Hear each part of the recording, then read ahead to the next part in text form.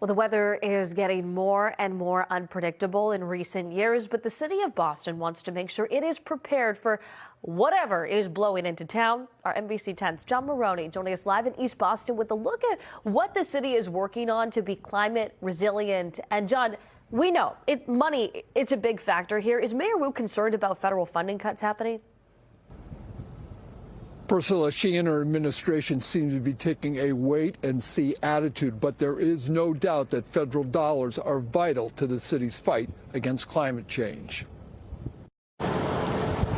We've been at this since the early 2000s and letting the science and the reality on the ground dictate what's necessary to protect Boston. East Boston, vulnerable to high tides and flooding. The City of Boston and the Parks Department owns a temporary flood deployable called Aquafence. One precaution, floodgates on the East Boston Green, deployed in the event of rising waters, making the neighborhood more climate resilient. We want to protect Boston right now, and the benefit-cost ratio of protecting the communities, the businesses, the neighborhoods here is very positive. Floodgates are part of the answer, along with municipal vehicles like these from the Fire Department and Sewer Commission.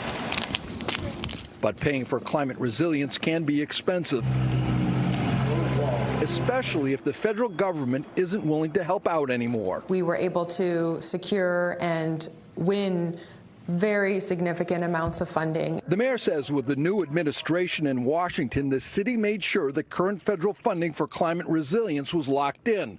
She's not sure what will happen in the future. We are looking to maximize everything we can do at the local level, to tap in with cities around the country, and also to work with other sectors here in Boston.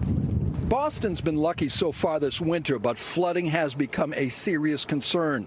The city has set aside $75 million of its own for climate resilience. The investments that we're making up front to reduce the risk is a way more efficient and effective investment than the cost of repair efforts. Now, rising tides and rising waters are especially worrisome here in Boston, where 1/6 of the city is built on landfill. We're live in East Boston. John Maroney, NBC 10 Boston.